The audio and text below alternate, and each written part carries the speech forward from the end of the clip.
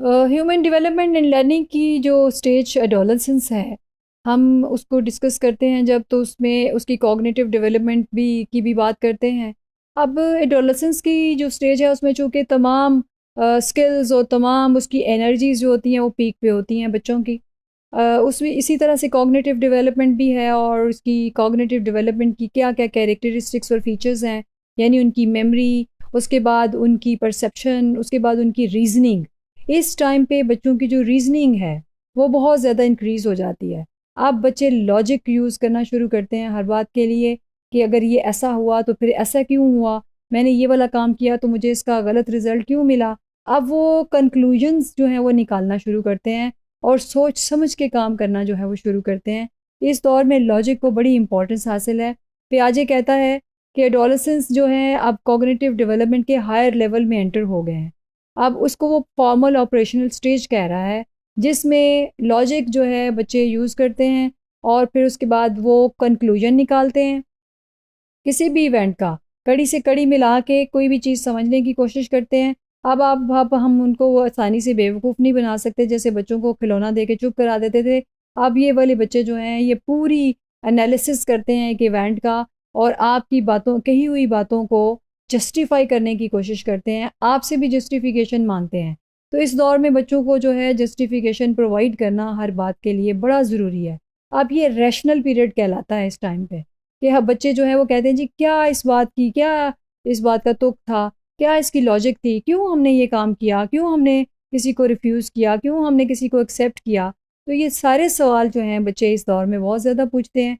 Cognitive development अपनी peak पे होती है, और इसके अंदर जो बच्चे हैं हाइपोथेटिकल डिडक्शन, डिडक्टिव रीजनिंग करते हैं, यानी सपोज़ करते हैं कि जी अगर उसने कोई बर्गर खाना है किसी रेस्टोरेंट से, तो वो सपोज़ करता है जी अब मेरे पास पैसे नहीं हैं, तो how will I get money to buy this burger, and how could I go out of the house?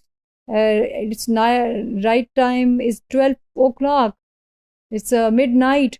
So how can I go out?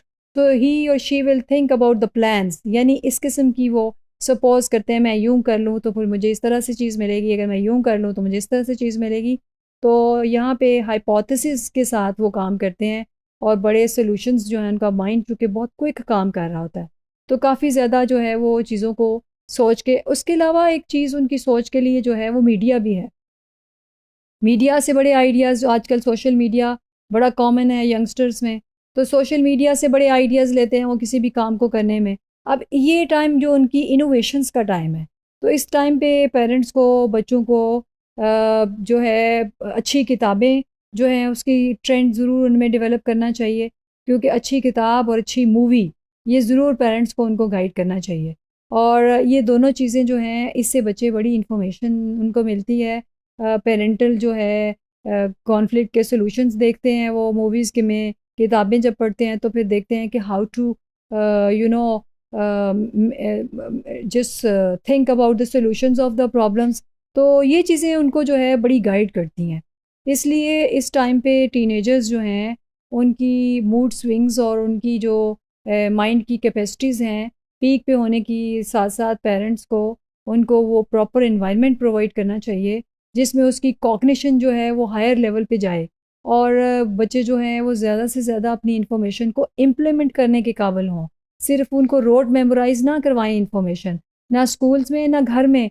आप उनको रूल्स जो हैं वो ज़बरदस्ती फ़ॉलो ना कराएं, बल्कि रूल्स की लॉजिक बताएं कि हम क्यों ये रूल्स अपने घर में इम्प्लीमेंट करते हैं। ये देखें, अगर आप दरवाजे सारे बंद करके सोएंगे तो उससे हम कितना ज़्यादा सेफ़ होके सोते हैं।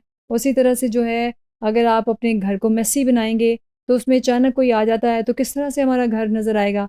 यानी इस तरह से रिलेट करके प्रैक्टिकल एग्जांपल्स के साथ जब आप बच्चों को उनकी कॉग्निशन की प्रैक्टिस या उनकी ट्रेनिंग करते हैं, तो बच्चे जब लॉजिक से बैठ के खुद हमेशा अकेले बैठ के सोचते हैं तो उन्हें समझ आती है। जब वो नुकसान भी उठाते हैं कई दफ़ा तो उन्हें पता चलता है हमारे पेरेंट्स बिल्कुल ठीक बता रहे थे। तो जो लॉजिक है उसकी वो ये है। इसलिए हमेशा बच्चों को फैक्ट्स बेस्ड जो इन्फॉर्मेशन है आप वो दें, और कभी भी फेक इन्फॉर्मेशन ना दें। जिस चीज़ के बारे में आपको नहीं पता आप उनको सामने साफ कह दें कि मुझे इस चीज़ के बारे में नहीं पता। गलत इन्फॉर्मेशन बच्चे को नहीं देनी चाहिए, फेक स्टोरीज़ बच्चों को नहीं सुनानी चाहिए। ये दौर हमारा जो है ये इस वक्त जो है वो जस्टिफिकेशन जो है वो दौर है, और बच्चों को अगर आप रैशनली डेवलप करेंगे तो बच्चों के दिमाग वैसे ही रैशनली ही आगे से जो है वो काम करेंगे।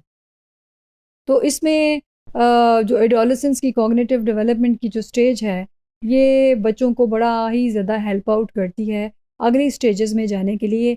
इस टाइम पे बच्चे अपने करियर का फ़ैसला भी कर रहे होते हैं, तो रैशनली और लॉजिकली बच्चों को जो वो सब्जेक्ट सेलेक्ट करना चाहते हैं, पेरेंट्स को उनको गाइड करना चाहिए, ये सब्जेक्ट तुम्हें जो है तुम्हारे फ्यूचर के लिए अच्छा रहेगा। ये नहीं क्योंकि मैं कह रहा हूँ कि ये तुम ये सब्जेक्ट पढ़ो, नहीं, बच्चे को लॉजिक के साथ आपने समझाना कि उसके फ्यूचर के लिए ये सब्जेक्ट कितना उसके लिए हेल्पफुल हो सकता है, इसको पढ़ने के बाद वो क्या बनेगा और तब उसका जो सोशल स्टेटस है वो क्या होगा।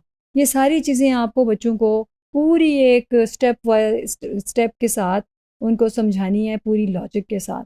तब बच्चे जो हैं वो अपने फ्यूचर के डिसीजंस जो हैं वो अच्छे तरीके से कर सकते हैं।